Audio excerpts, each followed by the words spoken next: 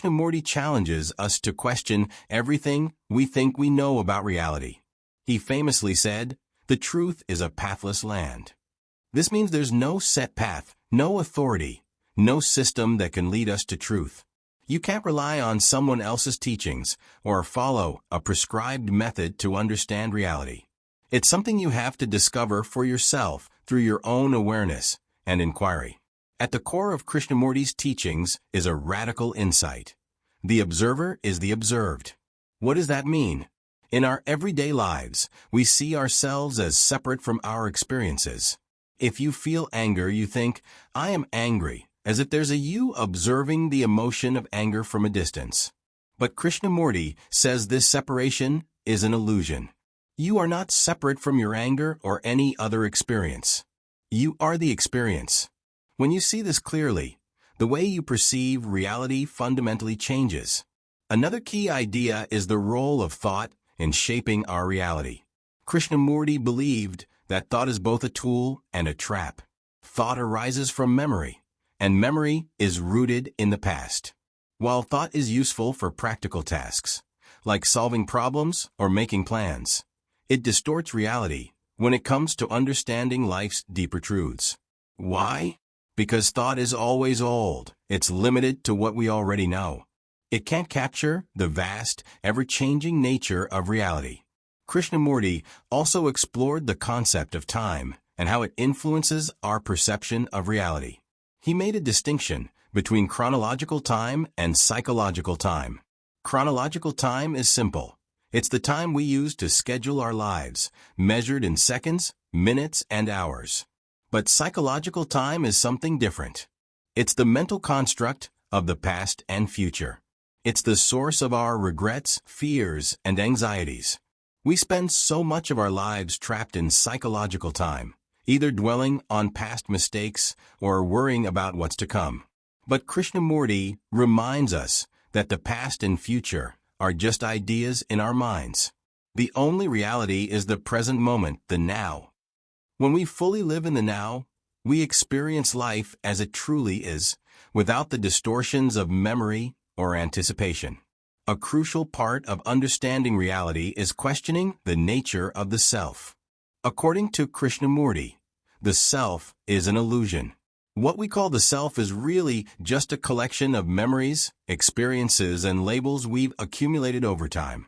We identify with these things, our nationality, our job, our relationships, and think they define who we are. But Krishnamurti invites us to look deeper. When we observe the self without judgment, we begin to see that it's not a fixed entity. It's a construct, a story we tell ourselves. Once you see through the illusion of the self, a new kind of freedom emerges. You're no longer bound by the constant need to defend or protect your identity. Instead, you can approach life with an open mind and heart, ready to experience reality as it unfolds. Silence and awareness play a significant role in Krishnamurti's teachings. In our noisy world, both externally and internally, silence is a rare and transformative state.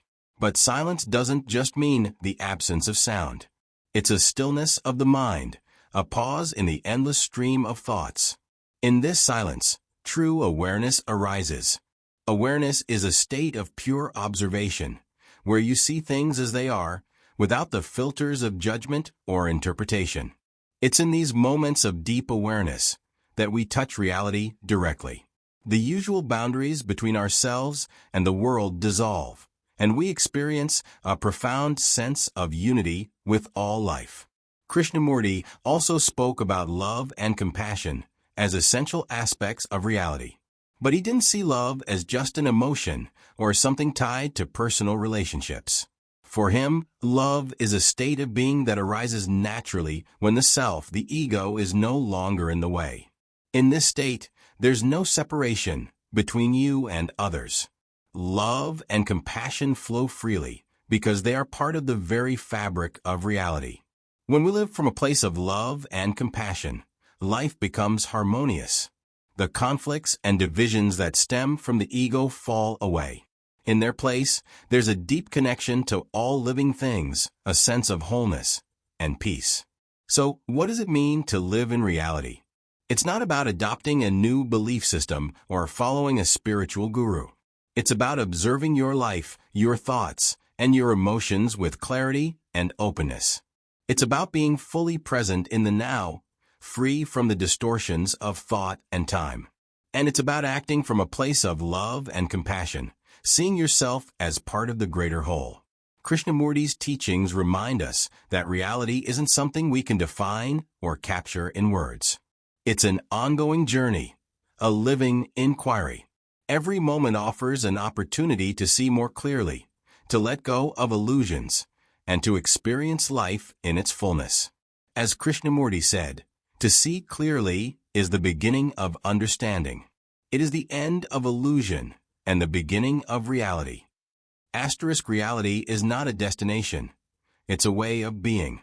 It's always here, waiting for us to wake up and see it.